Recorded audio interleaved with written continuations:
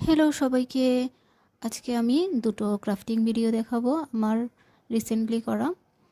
আর এখানে আমি ফার্স্টে নিয়েছি আমার এই পুরনো জামার লেসটা, আর এখানে একটা চিপসের বোতল। ফার্স্টে এই বোতলটাকে আমি সাদা কালার দিয়ে কোট করে নিচ্ছি। সাদা কালার হয়ে গেলে আমি এটা ভালোভাবে শুকিয়ে নিয়েছিলাম।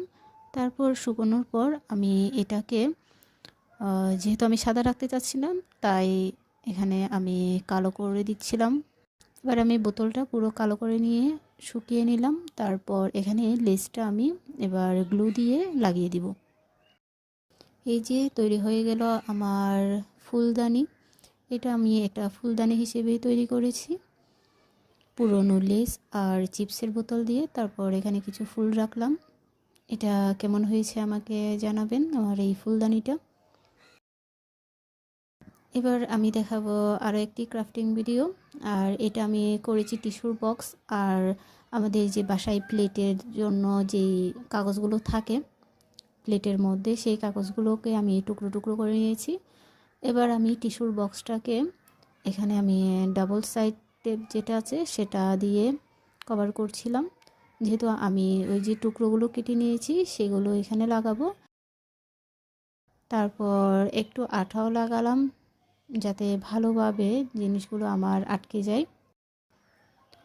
এবার আমি আমার সেই কেটে নেওয়া কাগজের টুকরোগুলো এভাবে লাগিয়ে নিচ্ছি।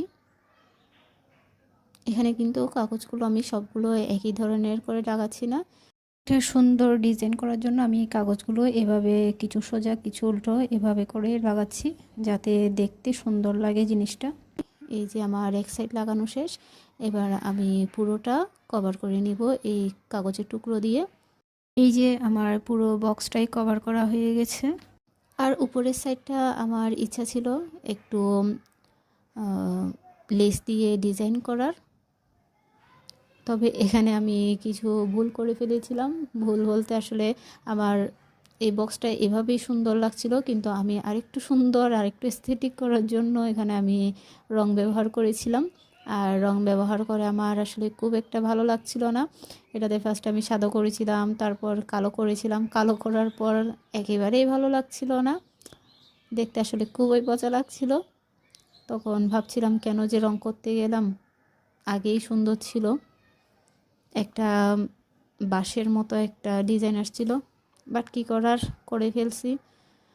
তারপর আমি আর লেসটা লাগাইনি, যেহেতু আমার খুব একটা এই জিনিসটা আর ভালো লাগছিল না। আর এই দুইটা জিনিসের মধ্যে কোনটা বেশি সুন্দর হয়েছে আমাকে অবশ্যই জানাবেন। আর এরকম